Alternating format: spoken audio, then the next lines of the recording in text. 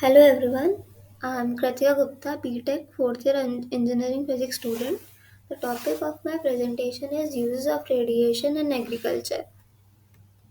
Nuclear science and radiation are finding their uses in many fields like medicine, medical imaging, clean energy, for study purposes like carbon dating, and in day-to-day home appliances like smoke detectors in agriculture.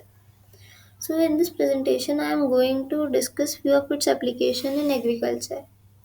Its first application is increasing animal productivity. So, as the population increasing, so the demand of animal products like milk and egg.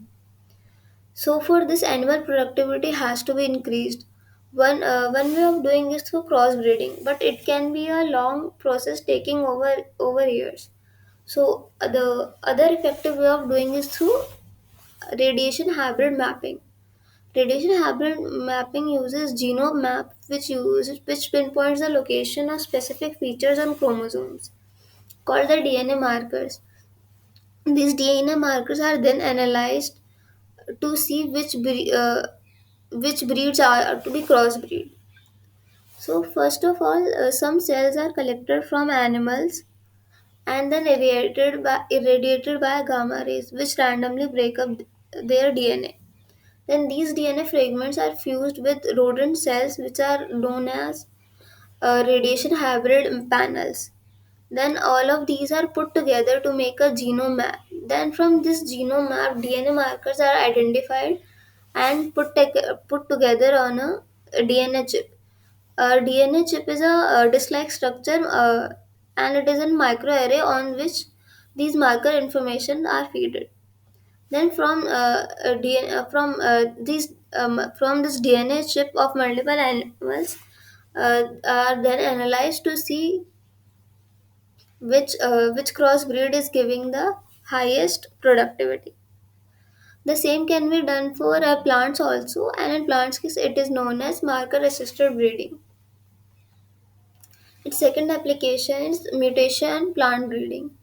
So what is done? The plant seeds are exposed to either gamma rays or X rays, which generate some mutation. So and this mutated seed that can be further breeded. So why mutation breeding is done? Because it produces traits which are either not found in nature or are lost in during evolution. So mutated seeds can be larger, have new colors, can be sweeter, can produce sweeter fruits.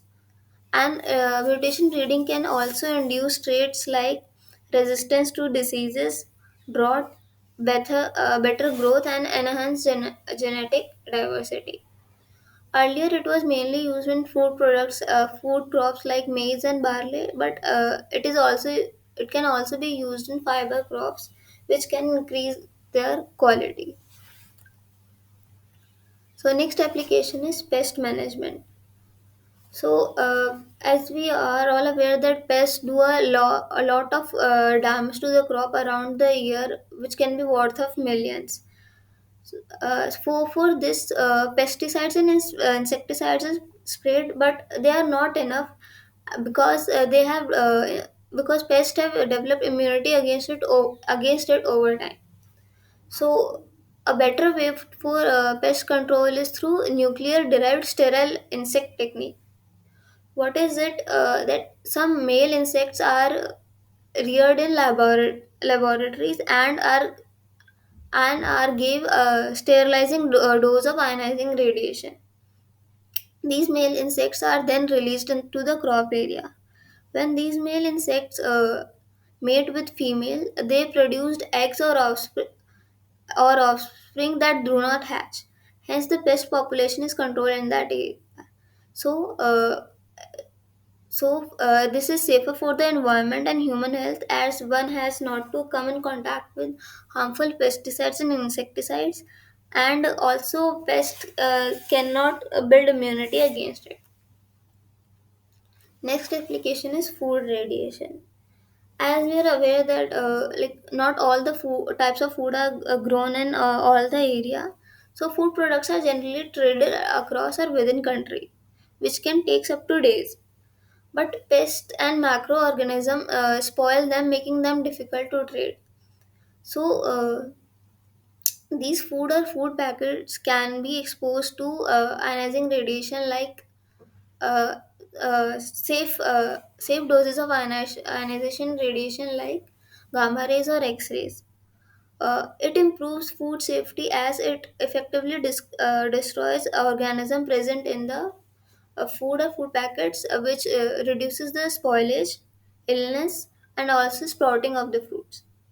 It also controls the movement of insects or pests from across country or states. As through food, then pests can also travel to another area. Next is effective use of fertilizers and water. As we, the fertilizers and water are key products in crop production, but fertilizers are expensive and if we are not used properly causes air and water pollution. As excessive of fertilizer is washed down to the either water bodies or released in the air, which causes pollution. So it is very important to find what is the optimum dose or of fertilizers which should be given to the plants so that minimum of it is lost to the environment. So to track what should be the optimum amount of fertilizers, some isotope tracer techniques are used. So so nitrogen and phosphorus are key components in fertilizer which are provided to the plants. So nitrogen So for nitrogen tracking, nitrogen 15 isotope is used. So it is stable isotope tracer method is used to track nitrogen 15 content in plants and in the soil. So stable isotope technique use mass spectroscopy. And for phosphorus, it is radioactive and it emits beta radiation. Radioactive isotope tracer technique can be used.